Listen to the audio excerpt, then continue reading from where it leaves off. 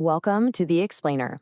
Today, we're diving headfirst into the high-stakes global competition that is, no joke, defining the future of technology. The relentless battle for top-tier AI talent. And if you're a leader, listen up, because this is not just an HR issue, this is a core strategic challenge. In the next few minutes, we're going to give you a clear framework for how to win. This quote right here, man, it just captures the entire dilemma perfectly. A brilliant mind in, say, Berlin can join a team in California without even packing a bag. Geography just isn't a barrier anymore. And really understanding this fundamental mobility, well, that's the absolute first step to building a world-class team. So, to get our arms around this, we've broken this briefing into 5 key parts. We'll start in the situation room to get the lay of the land. Then we'll build a dossier on what this talent actually wants. After that, we'll tackle the tricky brain drain dilemma, then get into your playbook, and wrap up with your final mandate. Okay, let's kick things off in the situation room. Because look, before you can make any move, you've got to understand the sheer scale and the dynamics of the challenge you're up against. This is all about knowing the battlefield. I want you to just let this number sink in for a minute. 5 to 10,000. That's it. We are not talking about millions or even hundreds of thousands of people. The entire global pool of elite, frontier-pushing AI researchers, you could probably fit them all in a large concert hall. That incredible scarcity is exactly why this competition is so fierce. And this tiny pool of talent isn't spread out evenly. Not at all. It flows, it concentrates. The data is super clear that North America is still the dominant hub, pulling in a huge share of experts from all over the world. Yeah, Europe has strong talent, China is coming on fast, but the pattern holds. Talent is drawn to these established centers, creating this feedback loop that's really, really hard to break.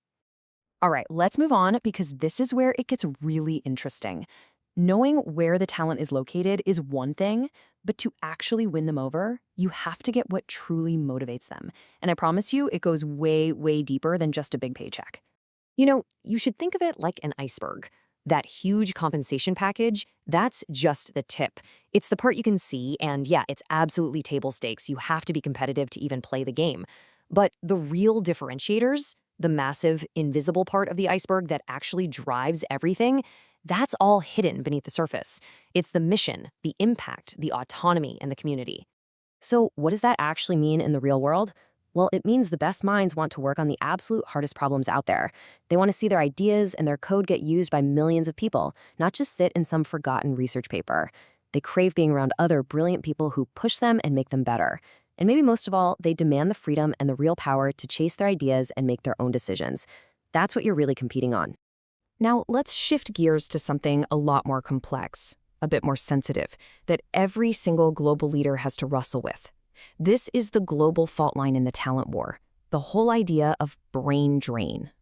I mean, this flow of talent from emerging markets to the big established hubs like the US forces us to ask a really tough, kind of controversial question.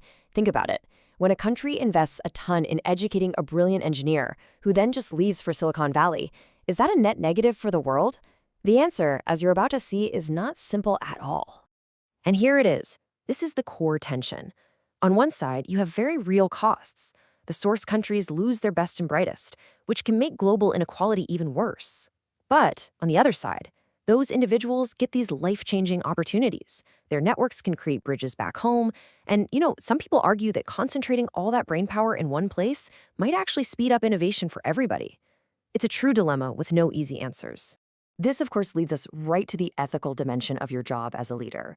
If your company is benefiting from this global talent flow, what, if anything, do you owe back to the communities and countries that poured resources into that person's development? It's not an easy question, but it's one that any thoughtful leader really needs to think about. Okay, so we know the landscape, we know the motivations, we know the ethical gray areas. So how do you turn all of that insight into action? Well, this section right here is your playbook. This is how you win. Here's the big strategic pivot you need to make.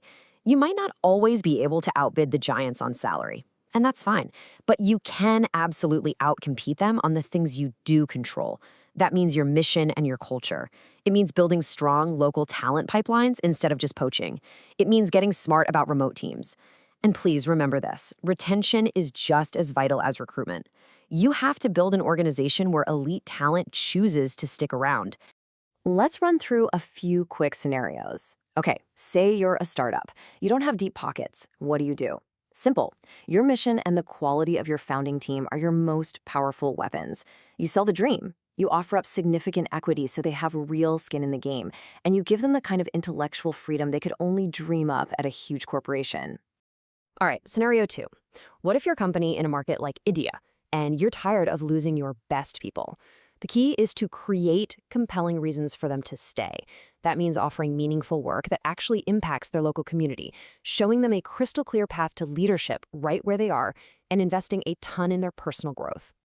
And for the big guys, the large enterprises, the challenge is different again. Your best people are getting calls from recruiters every single day.